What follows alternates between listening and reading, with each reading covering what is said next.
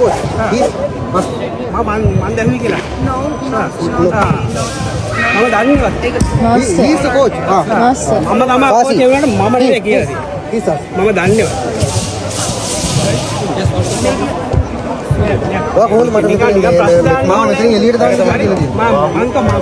ඇයි මාව මෙතනින් එළියට මේක ලංකාව ඔයා ප්‍රශ්නේ මේ ඇති කරලා තියෙන්නේ ලැජ්ජා කරන්න එපා මේ රටට හරිද ඇවිල්ලා මේ පාටි ඉන්න හරිද දාන්න කමු ඒ රට අපේ රටින් තමයි කියලා තියෙන්නේ මාව ගන්න එපා මේක එළියට දාන්න කෝච් කෙනෙක් ඉන්නවනේ.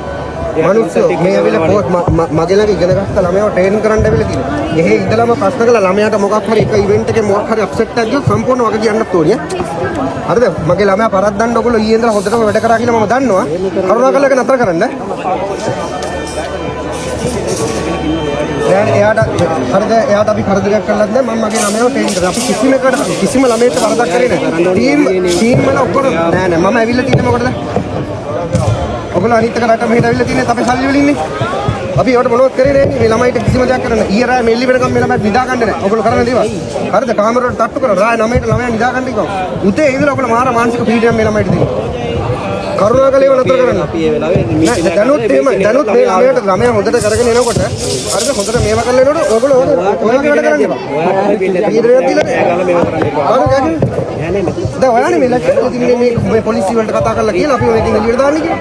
මොකක්ද මේ කරන්නේ?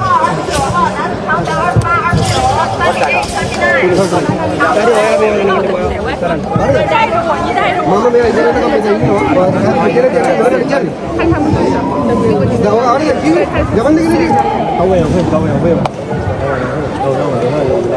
මේමයි.